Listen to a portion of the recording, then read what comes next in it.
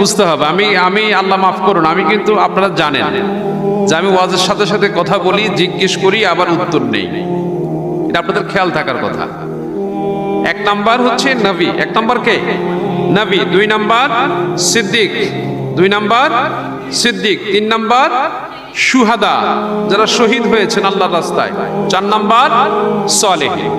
নবীদের যুগ শেষ, নবীদের যুগ শেষ। আমাদের নবী হচ্ছেন শেষ নবী। আমাদের নবীর পরে আর কোন নবী আসবে না। অনেকে বলে ঈসা আলাইহিস সালাতু ওয়াস সালাম তো আসবেন। ঈসা আলাইহিস সালাতু ওয়াস সালাম নবী হয়ে আসবেন না, তিনি আমাদের নবীর উম্মত হয়ে আসবেন। যারা বলে আল্লাহু আকবার। তিনি নবী ছিলেন, কিন্তু যখন আমাদের নবীর নবুয়ত সময় তিনি যখন দুনিয়াতে আসবেন, তখন তিনি নবুয়তের পাওয়ার নিয়ে আসবেন না, তিনি নবী হয়ে আসবেন না, তিনি আসবেন আমাদের নবীর উম্মত হয়ে। জবান ছেড়ে বলে আল্লাহু আকবার, আওয়াজ করে বলে আল্লাহু আকবার। এই জন্য আমাদের রাসূল ইমামুল মুরসালিন, আমাদের নবী হচ্ছেন খাতামুন নবিয়্যিন, তিনি শেষ নবী এবং রাসূলদের ইমাম। ওনার পাওয়ার কম না বেশি? অনেক বেশি। তো নবীদের যুগ শেষ, আর নবী আসবে না। আচ্ছা, অনেকে বলি আমরা যে নায়েবে নবী, এই কথাটাও ভুল। এই কথাটাও বলা যাবে না। নবীর কোনো নায়েব নাই, নবীর ওয়ারিস আছে। রাসূলের হাদিস অনুযায়ী আল উলামা ওয়ারাসাতুল আম্বিয়া, উলামারা নবীর ওয়ারিস, উলামারা নায়েবে নবী নয়।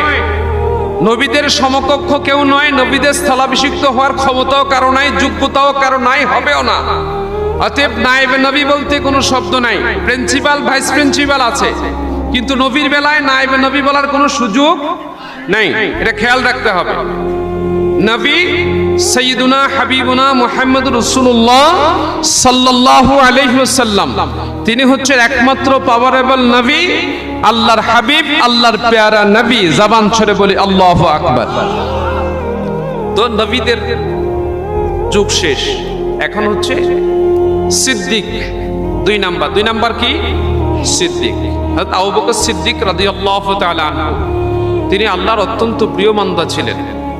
রাসূল আরবির কথা যদি বলি, সাইয়েদ আকবর আবু বকর সিদ্দিক রাদিয়াল্লাহু তাআলা আনহু, ওনার আমলনামা যদি এক পাল্লায় রাখা হয় আর অন্য সকল উম্মতের আমলনামা যদি আরেক পাল্লায় রাখা হয়, তারপরে আবু বকরের নেকের পাল্লা সমান ভারী হবে না।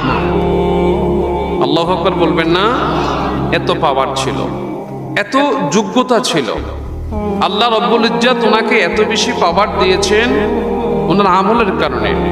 ওনার ভিতরে আল্লাহর ভয় ভীতি এমন ছিল, আল্লাহর